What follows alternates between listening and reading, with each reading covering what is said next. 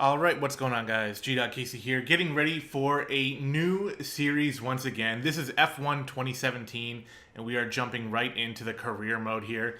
I've had this game for a little while, and actually I've already made one attempt at making a career mode video, and I didn't really like the way it turned out.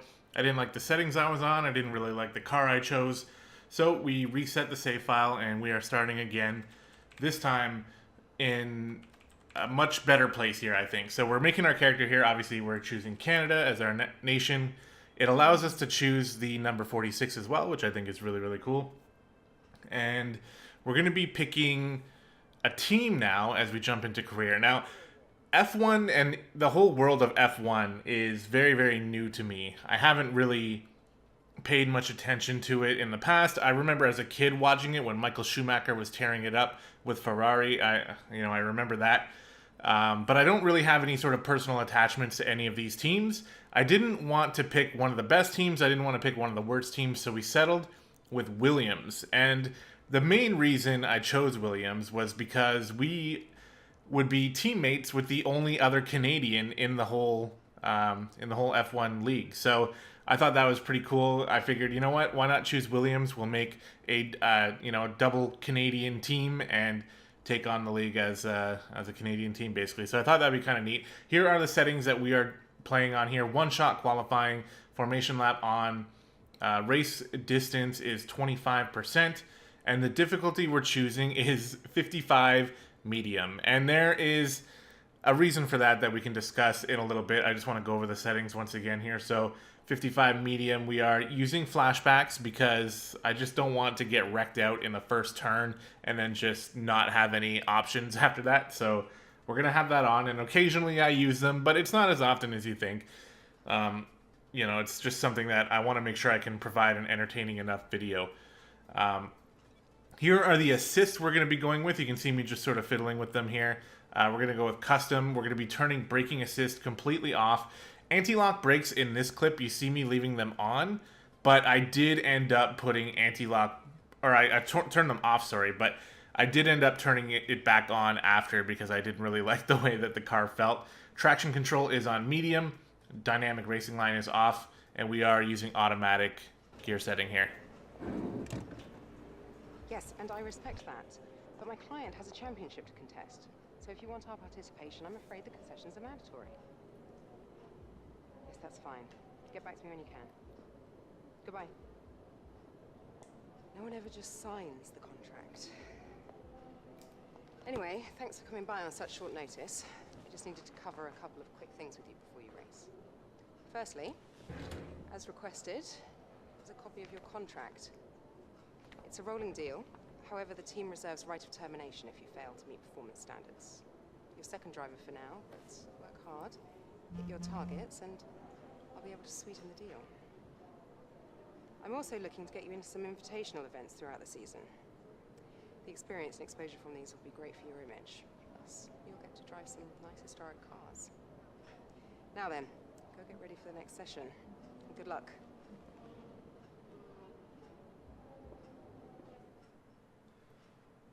All right, so there is our manager, and she's basically just a little bit of a story element to, give us somebody to explain the contract to us and what team we're on. Here's the contract here. You can see we are second driver alongside our teammate Lance Stroll, who I think is a rookie in F1 this year, actually. So we're sort of two rookies. If he's not a rookie, he's very new. So two young drivers coming into the league here to try to make an impression. Here's a little bit on the vehicle management. This stuff is going to come into play maybe after the third or fourth race, where our engine has all these different components that can wear and tear and get damaged and need to be replaced and managed throughout the whole season. And that stuff, like I said, it'll really start to come into play later on, but luckily for week number 1, there's not too much we have to worry about. So let's get out onto the track here. We're going to try some of these practice programs that the game has put together for us. It's one of my favorite things about this game is the practice sessions that you can do to really get yourself in the zone, get yourself acclimated with the track, and ready to race on Sunday. And it really sort of hypes up the weekend. Like, practice sessions got you doing all these different training programs. In this one here, we're trying to hit all the gates at a decent enough speed And you can see here as we finish up here, we're very close to actually completing this program with the best possible score, the purple score. But right there, we messed up the final corner a little bit, and we miss it by 5. So we get the green score, which does result in us getting some resource points, but not the maximum amount. So we're gonna have to come back to that and do that a little bit later. But there are some more programs to look at. This one here is a tire management program. So if you find yourself in a situation where pitting will be the worst case scenario for you, you don't want to pit, but you need to manage your tire wear, you can do these programs to sort of, you know, practice what that feels like and get better at it. And it's really more about just trying to make smooth movements. Don't jerk the wheel too hard. Make sure you're going through the corners at a decent enough speed, but not too fast that you're, you know, screeching them all over the road. And basically just be nice and smooth and careful. And in this session here, you can see we are doing a relatively good job keeping our tire wear in the purple here. Coming along the final section of the track. This one is probably the toughest on the tires in the whole track because you can take these corners relatively quickly, but you can see the time delta in the top right. I have quite a bit of cushion here, so I can take these slower than normal and still manage to keep the tires in the purple and keep the time in the green. So we go ahead and get the best score on this program here on our first try, which I think was pretty cool. That is going to do it for practice session 1. We do get 3 practice sessions total, and you can take a look at the times that all the AI set here and see where we stand. 14th place, not the greatest. We can definitely improve. And let's take a look at how we can improve by talking to Chris here.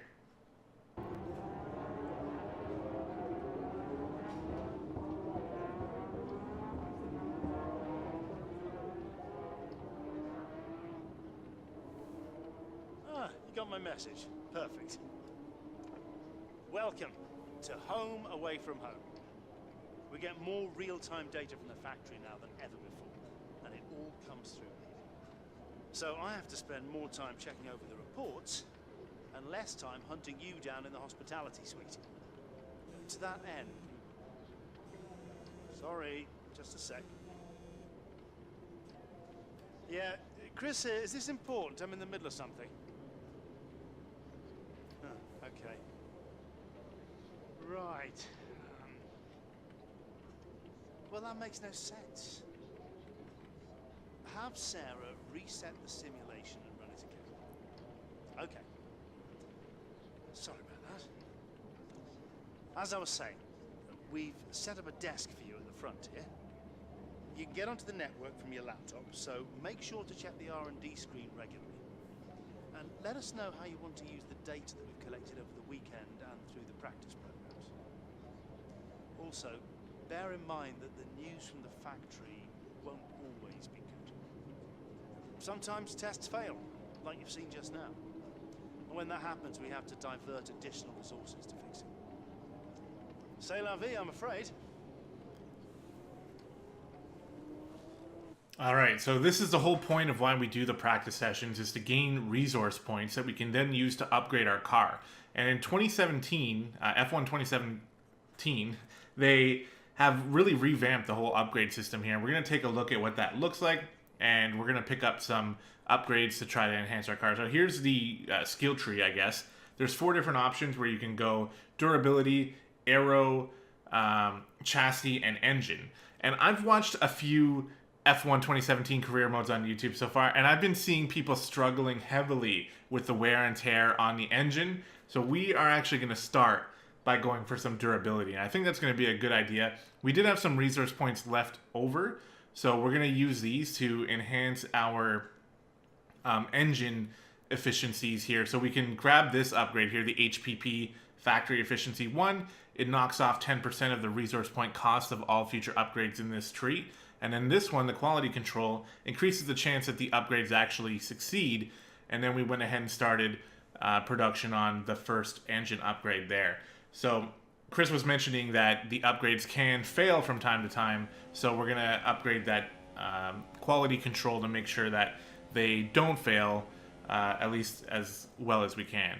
So now we're on to practice session 2. This one we're going to focus a little bit more on speed here. We're doing the qualification training program, or qualifying training program, where we're trying to set the fastest time here. They basically give us a time that's actually somewhat difficult to beat, and we need to beat it. But our car is fine-tuned to do it. So we got the purple ultra soft tires on here. That's going to allow us to go as fast as possible throughout the track, but the tires don't last as long, so it's more of a qualifying setup. And here on the final corner, we overdrive the car a little bit too much and get into the grass here. We were going to pass that lap easily, but we ended up screwing it up there on the final corner.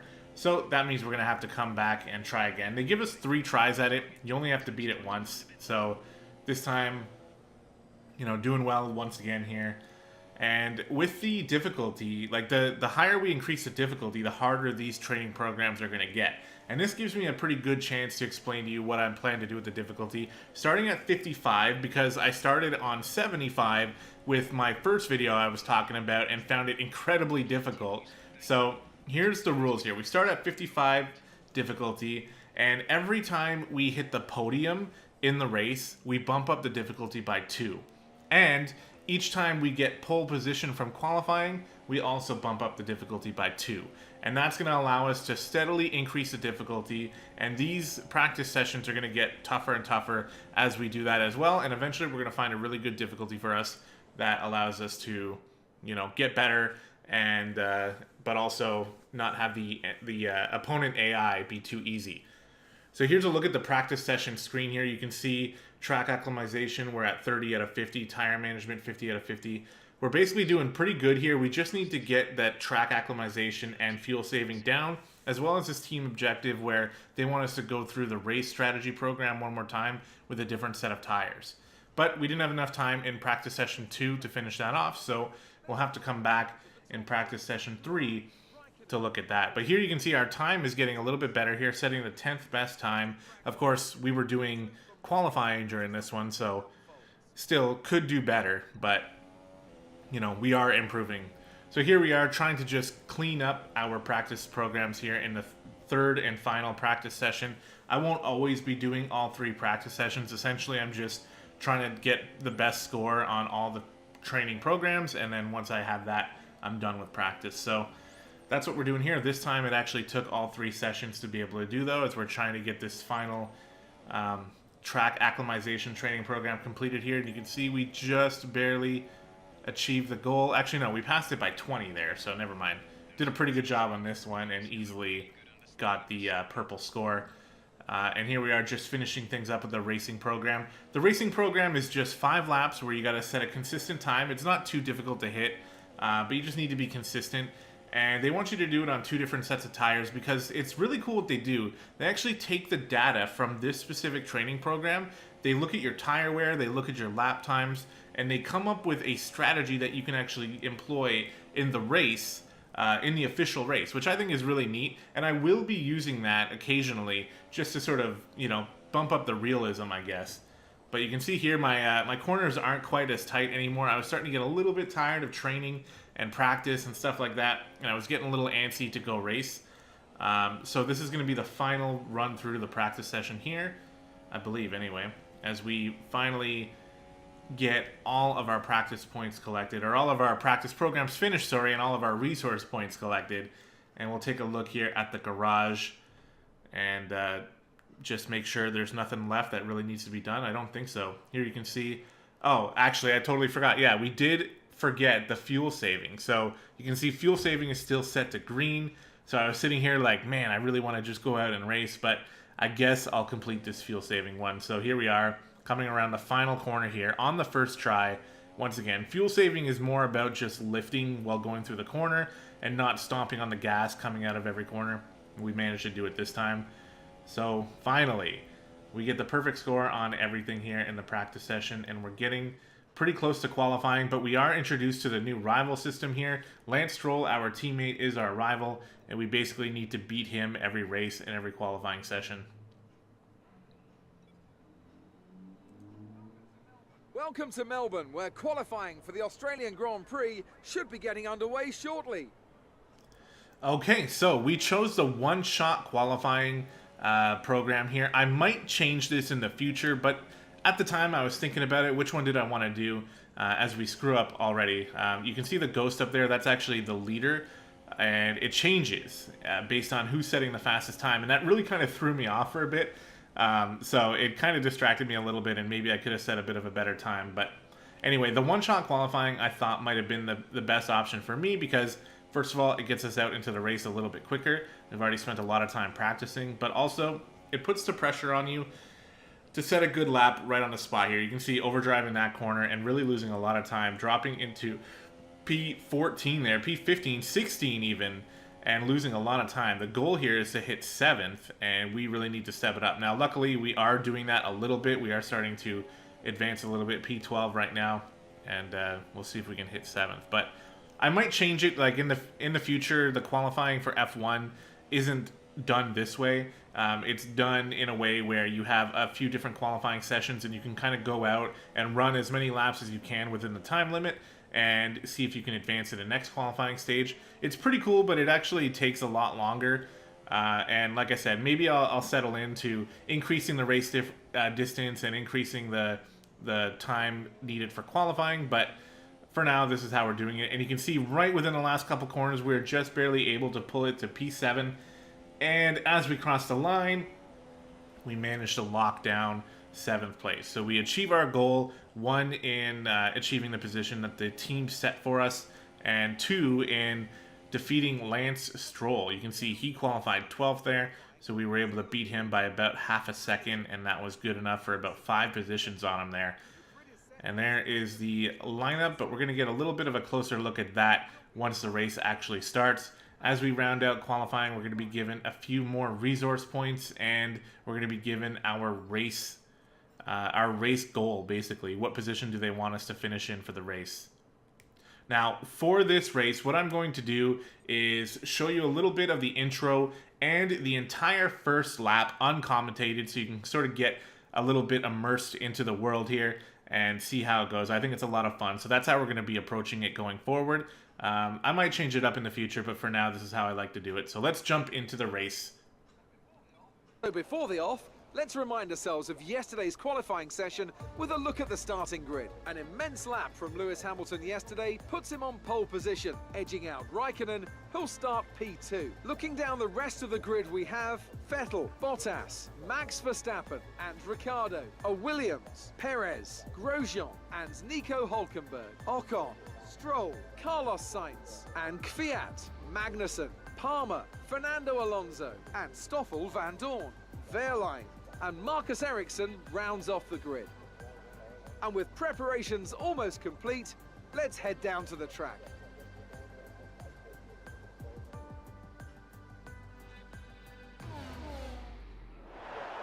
Okay, the run into turn 1 isn't too long, so the pack will be bunched up. Take care.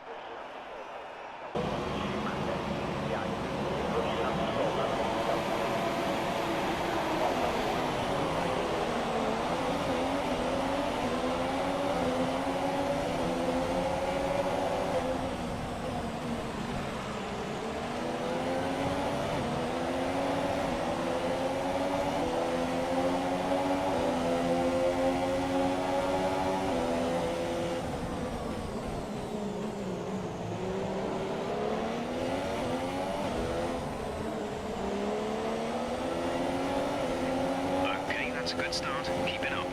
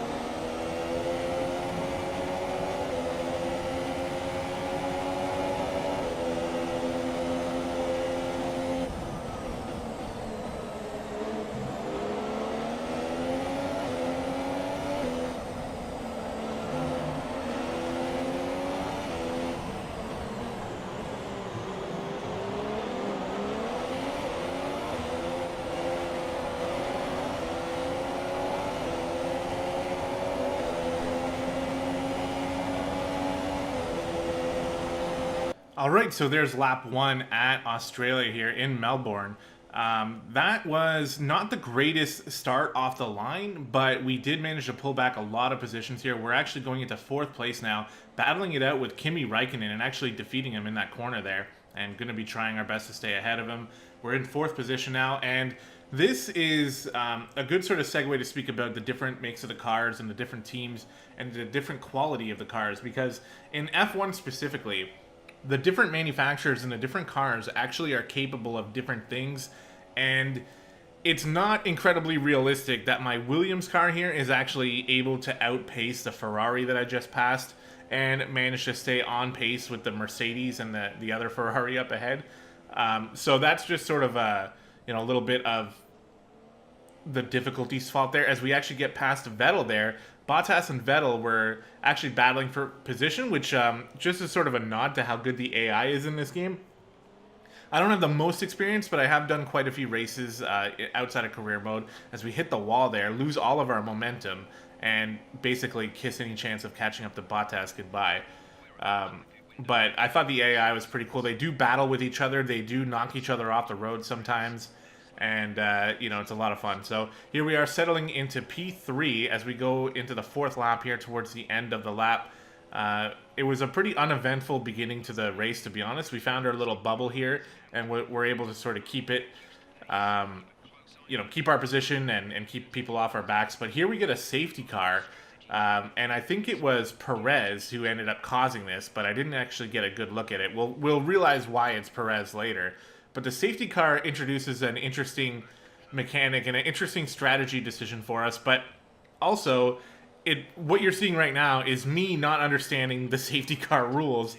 And I slowed down way too much. And I think because I did that, they actually just gave the position to Räikkönen. And by the time I was finally able to catch up to him, they said, no, that's his position now. You don't get it back. So I actually forfeited a position to Räikkönen here because I didn't really understand the rules. At least that's how I think it works. You can see I was like, can I get this back? No, they want me to leave it with him.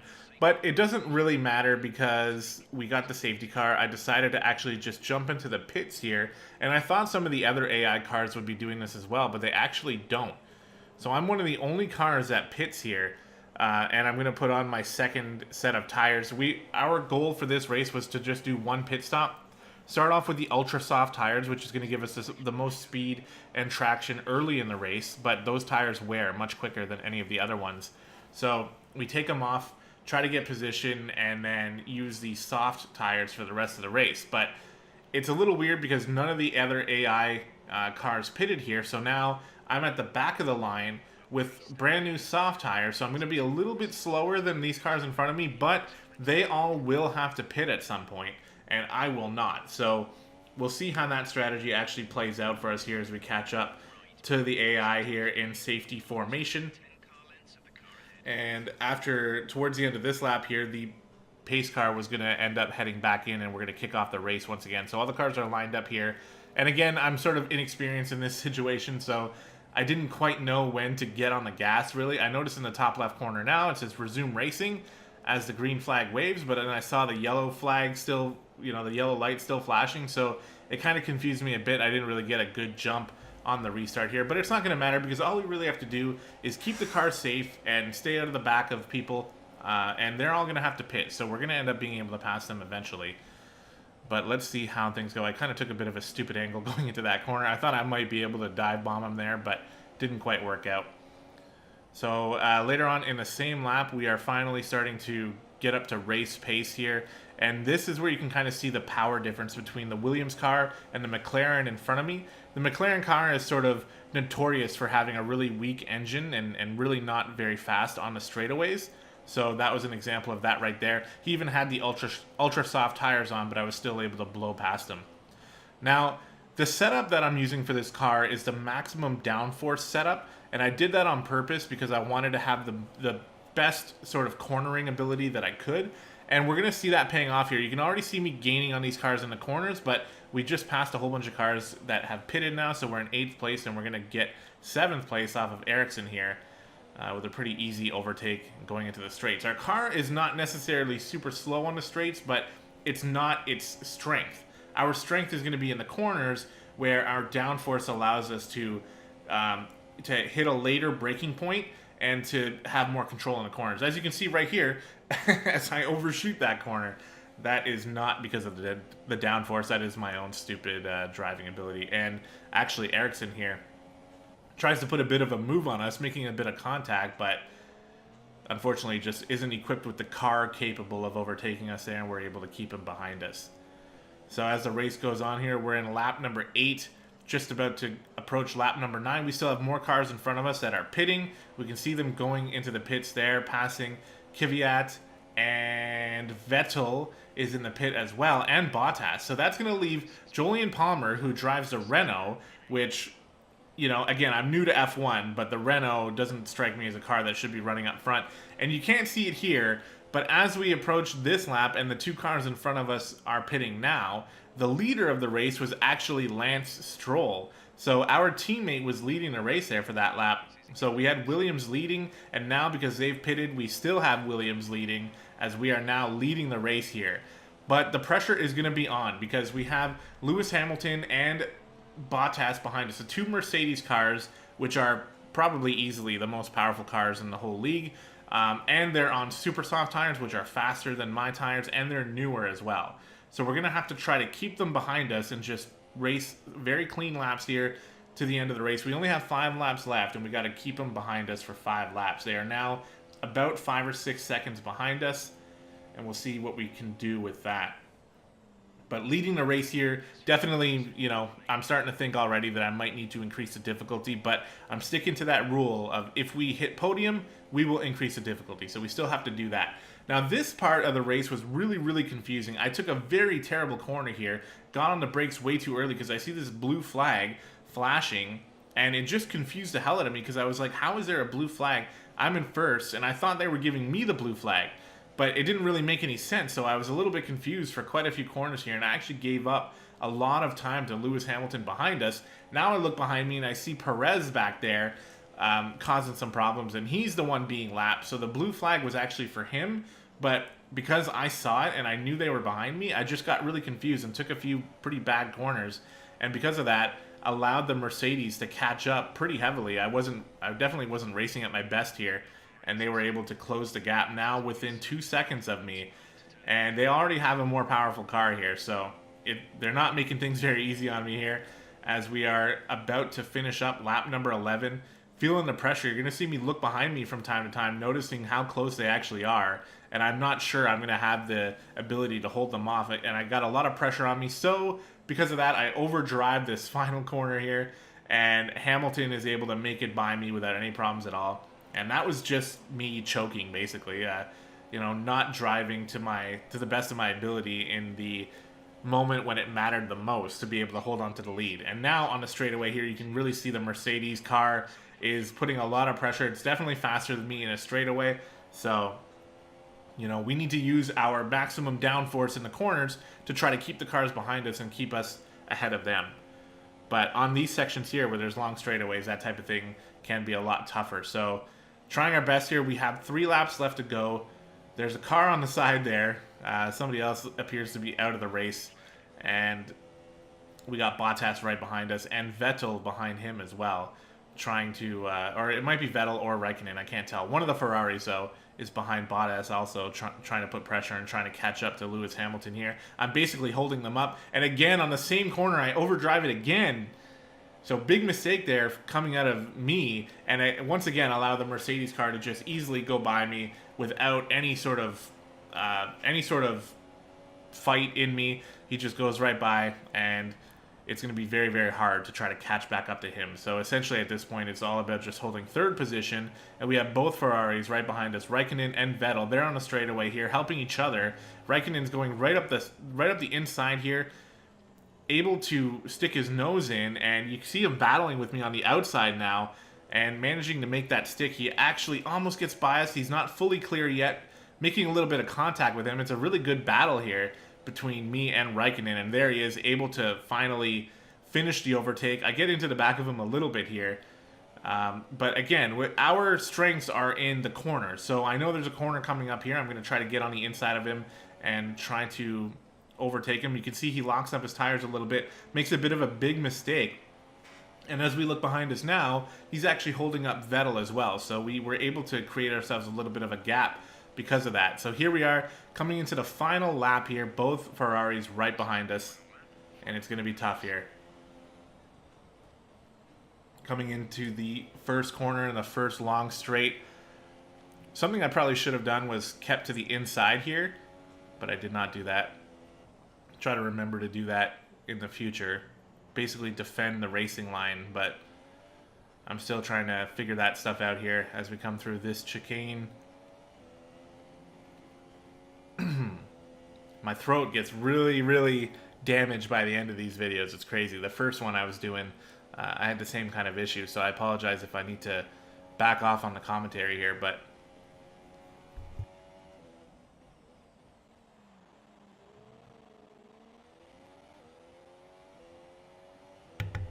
all right, we should be good now. So here we go. Down one of the other straights here. And again, this is where we are not at our best. So trying to keep the two Ferraris behind us. Just make sure we don't make any stupid mistakes. Here we are touching the grass. And this is where Vettel is going to make his move right before the end of the race here. He takes the inside nice and clean. Totally clears me. Gets in front of me here. And there's only a couple more corners left for me to try to get past him. We just lost our podium spot. Vettel is trying to ruin our day, so the only thing left for us to do is the dive bomb of the century in the final corner. We actually managed to make it stick. As unprofessional and as silly as it looked, we actually get by him with that move on the final corner of the race, and we managed to secure a podium position, and that was a hell of a race. That was definitely a lot of fun. Let's cut to the celebration. A great win then for the Mercedes team today. Anthony, what do you think made the difference here? I think a large part of the result comes down to temperament. They were able to keep their heads when everyone around them was losing theirs. And that's allowed them to get the best out of the car, to maximise the strategy, and to stay out of trouble. So as I say that, we can see the drivers coming out now to collect their trophies. It's yet more silverware to take back to their base in Brackley after another excellent Grand Prix.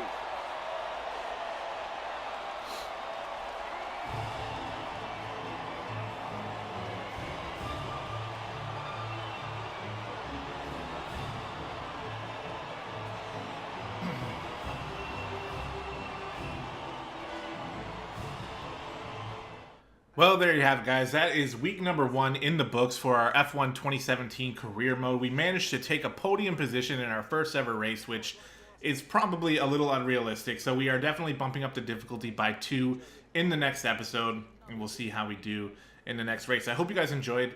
Let me know what you think about this type of thing in the comments down below. Don't forget to hit the like button if you liked it. It definitely gives me more fuel to the fire to make more of these videos, so I really appreciate it if you take the time to do that. But that said, thank you so much for watching. I hope you guys enjoyed, and stay tuned for the next race coming soon. We'll see you next time.